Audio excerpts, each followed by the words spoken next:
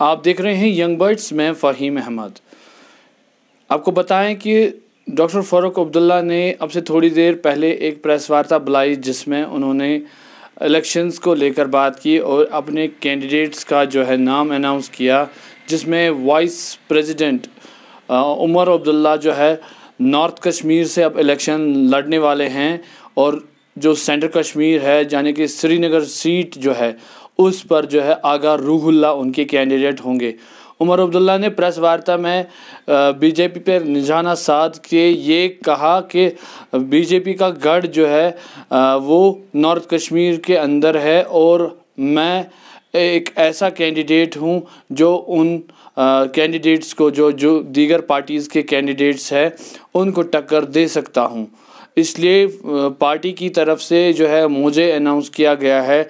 हम कोशिश कर रहे हैं कि जो कश्मीर के साथ भाजपा सरकार ने किया हम उसका जवाब उनको अब इलेक्शंस में देने वाले हैं।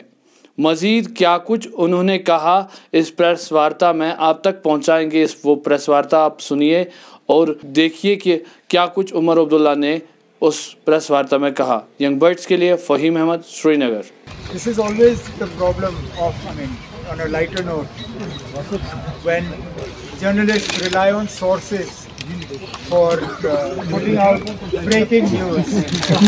आज सुबह तक हमारे बड़े सीनियर जो यहाँ पे source based journalism करते हैं, उन्होंने मुझे सेंट्रल कश्मीर में रखा और नॉर्थ कश्मीर के लिए तो 2-3 नाम रखे, लेकिन ऐलान तो बिल्कुल इसका उल्टा ही रहा। So in future find better sources. आज हम लोग दोनों कैंडिडेट्स का अनाउंसमेंट कर देते हैं। नॉर्थ कश्मीर से उमर अब्दुल्ला साहब लड़ेंगे और सेंट्रल कश्मीर से आगा रूहुल्ला साहब लड़ेंगे। ये कैंडिडेट्स हमने अनाउंस कर दिए। आप के 3 MP रह चुके हैं 2019 के बाद। What the NC achieve after that, और आप लोगों से क्या पॉलिटिकल स्ट्रेटेजी रहेगी NC के कि कैसे आप लोगों के जहाँ तक स्ट्रेटेजी की बात है वो स्ट्रेटेजी आप हम पे छोड़ दीजिए ना। स्ट्रेटेजी इस तरह मीडिया में उसका ऐलान नहीं किया जाता। जहाँ तक पार्लियामेंट में क्या हुआ क्या नहीं हुआ, पार्लियामेंट का रिकॉर्ड गवाह है। आप देखिए डिबेट्स में हमारे जो MPs रहे हैं उन्होंने कितना हिस्सा लिया, कितने सवाल उठाए, कितना उनकी परफॉर्मेंस रही, वो सब आपके सामने है। डेवलपमेंट के लिहाज से जहाँ जहाँ उनको पार्लियामेंट के फंड मिले उनका सही इस्तेमाल हुआ, जहाँ पे उनको लोकल गवर्नमेंट को अकाउंटेबल रखना था कमेटियों के जरिए, बाकी चीज़ों के जरिए, जहाँ तक हो सके उन्होंने किया। हकीकत ये भी है कि अगर आप देखें तो सबसे मुश्किल 5 साल के पार्लियामेंट के इन MPs के दौर में रहा। इलेक्शन के फौरन बाद 5 अगस्त 2019 का हुआ, हम उसमें से निकलना शुरू कर गए तो कोविड की बीमारी आई। तो ये एक ऑर्डिनरी 5 साल का सेशन नहीं रहा, लेकिन उसके बावजूद मैं ये मान के चलता हूँ कि हमारे MPs जो हैं बिलखसूस मसूदी साहब और फारूक साहब, उन्होंने पूरी कोशिश की कि जम्मू कश्मीर के लोगों के जो जज्बात हैं, उनके जो ख्यालात हैं, उनकी सही तरीके से पार्लियामेंट में तर्जुमानी हो। और आगे जाके भी हमारे जो अब 3 उम्मीदवार जनाब फारूक अब्दुल्ला साहब ने मंजूर किए हैं, शुमाली कश्मीर से, जनूबी कश्मीर से और सेंट्रल कश्मीर से, आगे भी हमारा यही मौक़िफ़ रहेगा, हमारी यही कोशिश रहेगी। हमारी लड़ाई इस बार किसी इंडिविजुअल के खिलाफ नहीं है। मेरी लड़ाई अगर आप नॉर्थ कश्मीर में देखें तो लड़ाई किसी कैंडिडेट के साथ नहीं है। मेरी लड़ाई उन ताकतों के साथ है जो उस कैंडिडेट के पीछे खड़े होकर उस कैंडिडेट का सपोर्ट कर रहे हैं। हमारी लड़ाई साउथ कश्मीर में, सेंट्रल कश्मीर में, नॉर्थ कश्मीर में बीजेपी और मरकज की हुकूमत के साथ है। और इसलिए मैंने ये फैसला लिया और तंजीम ने ये फैसला लिया मुझे नॉर्थ कश्मीर से लड़वाने का, क्योंकि मरकज का सबसे ज़्यादा जोर अगर आप देखें और बीजेपी का सबसे ज़्यादा जोर जो है वो नॉर्थ कश्मीर पे है।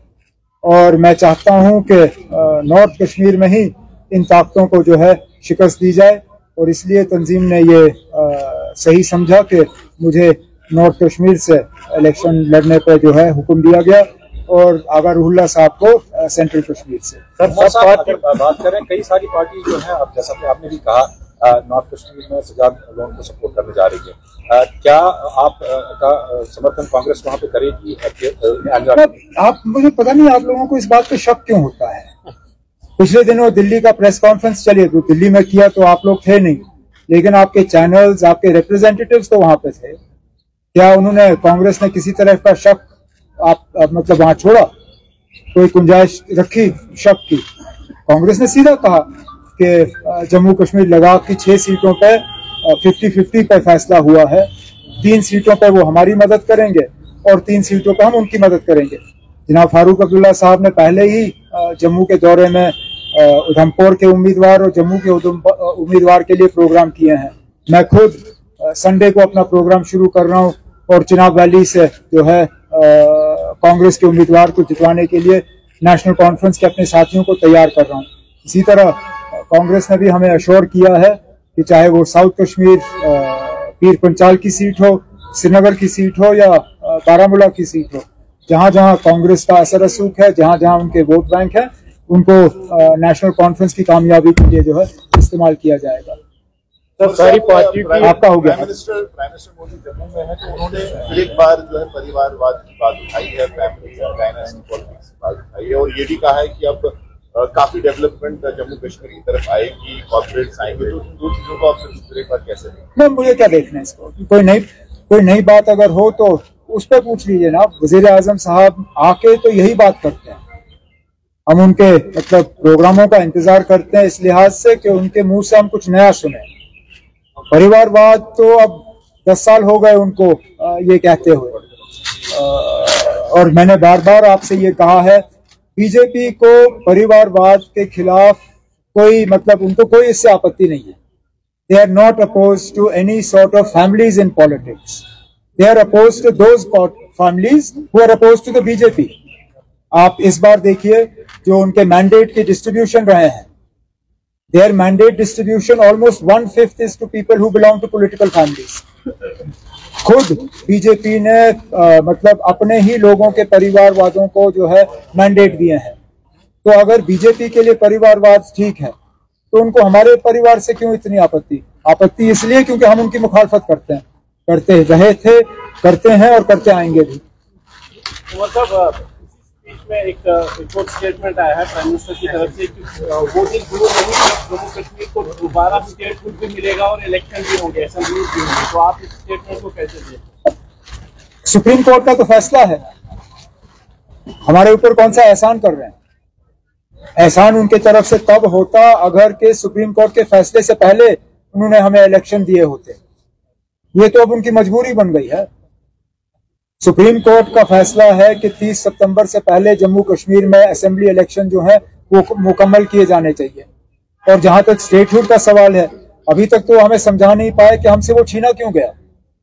चलिए 370 जो है उनके मंशूर में दर्ज था कई सालों से, लेकिन जम्मू कश्मीर को एक रियासत के मतलब रियासत से हटा के उसको यूनियन टेरिटरी का दर्जा देना, ये कहाँ का इंसाफ था? इस फैसले को तो सही माने में सुप्रीम कोर्ट में भी इसको समझा नहीं पाए। तो वजीर आजम साहब ने जम्मू में जो तकरीर की उसमें हमारे साथ कोई एहसान नहीं किया। जो सुप्रीम कोर्ट का फैसला है उसी फैसले के तहत उन्होंने बात की।